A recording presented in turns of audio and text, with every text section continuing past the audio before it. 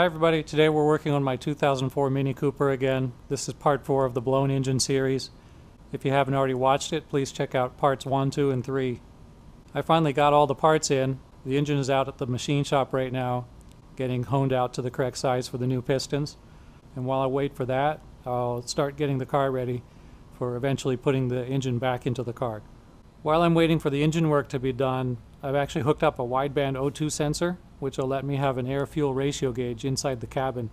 On the Generation 1 Mini Cooper, the O2 sensor is a narrowband sensor which can only provide basic information about the fuel trim for the car.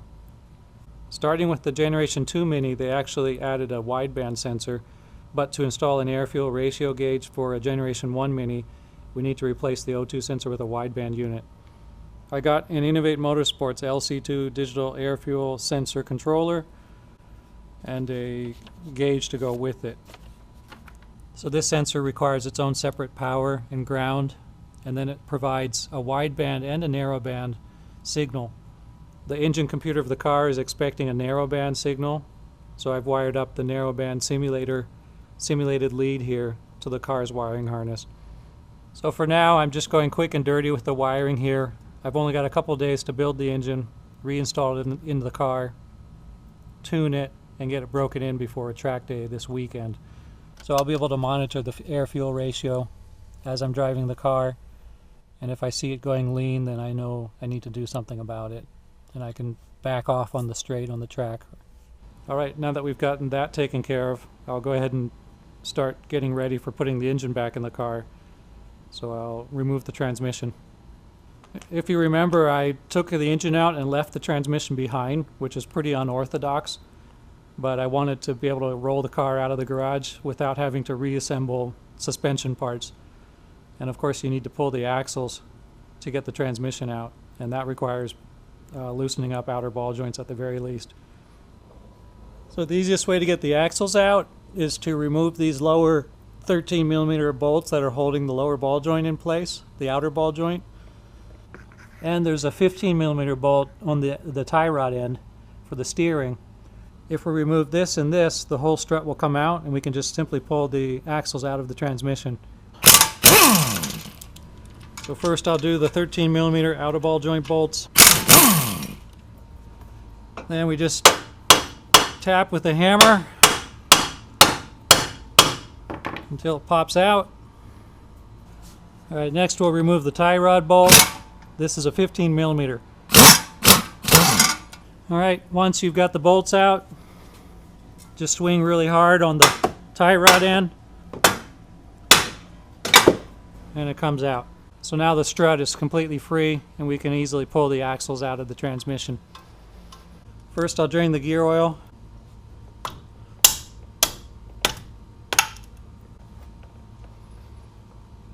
I like to hold the pan up high just in case it comes shooting out beyond where the oil pan is. There it goes.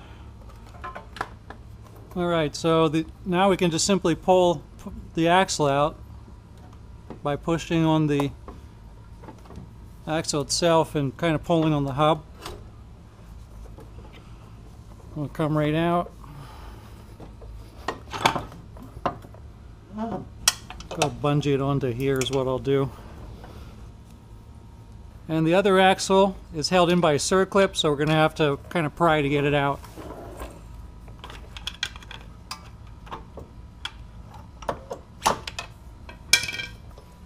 So to keep it out of the way, I'll stick a block of wood in here.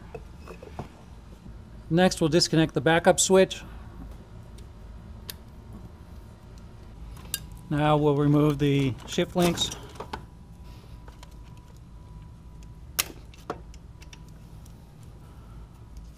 And then they got these little clips here that we gotta squeeze to get the cable separated from the bracket.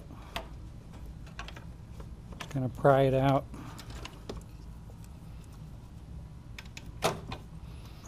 Now I'll need to support the transmission from underneath because there's still a few wires on top here that I need to disconnect from it before I take it on out of here.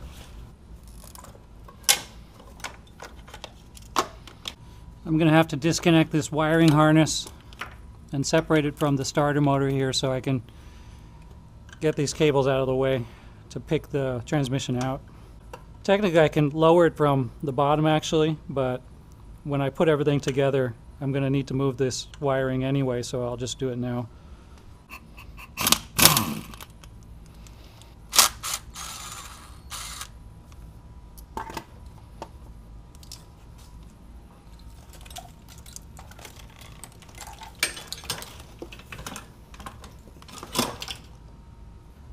Now all that's left is to get the slave cylinder out of the way.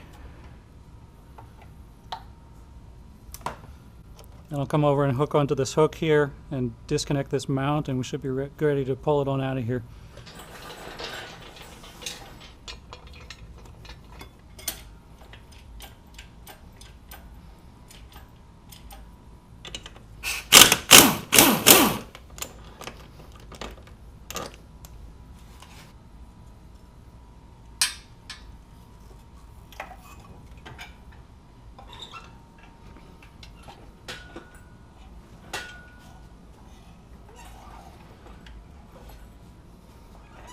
That's one way to do it.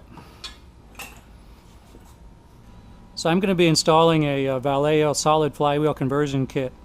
I was a little bit worried about how much power it could handle, but I've heard from some people that have even 270 horsepower saying that it works fine for their cars without slipping.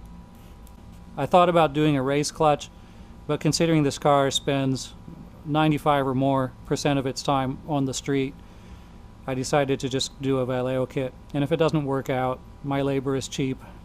The dual mass flywheel for the Mini weighs about 2 pounds more than the Vallejo flywheel, and instead of having the spring force inside the flywheel, the Vallejo kit puts the springs in the clutch disc like most other cars out there. And I've installed these in several cars for people, and everyone I've installed it for really likes the feel. It's got a nice light pedal feel, and the engagement is really smooth. So we got some grease here from the kit. I'm going to put this on the input shaft, and I'm also going to put it on the release fork, on the bushing here, as well as on the pivot surfaces for the throwout bearing. Put it on the outside here as well.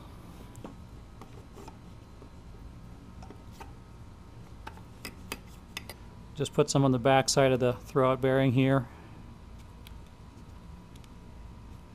And also put it on the guide tube on the inside of the throwout bearing.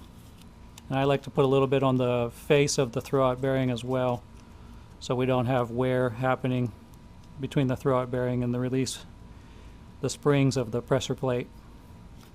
And we'll just snap this in place like that, and we're good to go. Next I'll work on the timing cover here. This is the oil pump inside. There's a couple of gears that rotate in here. It's a really good idea to replace the oil pump gears when you've had an engine failure. Get the cover off. I think it looks pretty good.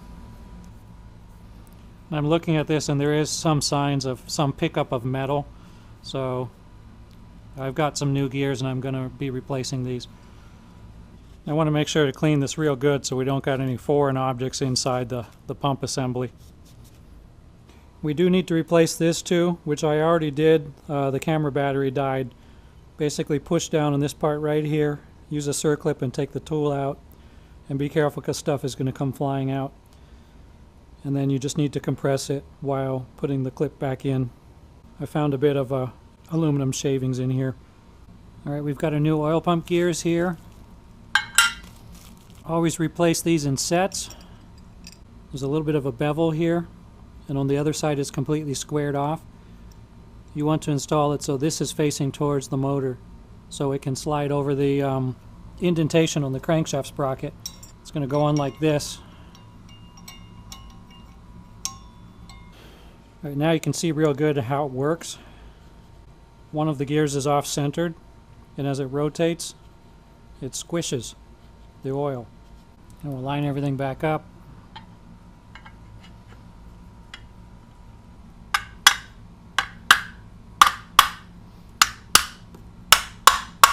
Alright, so that's really all I can do until the engine's ready. I just contacted the machine shop. They're running late.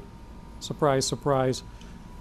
If I'm lucky, I'll get the engine by like 10 o'clock tonight, so we'll see what happens. I need to get the engine installed and have a tune and have the car on the track this weekend, Saturday morning, and it's Wednesday afternoon, so it's not looking good, but we'll see if I can complete it in time. So that's all for part 4 for now. Part 5, I'll be finally putting the engine together. So stay tuned. Thanks for watching, and bye-bye.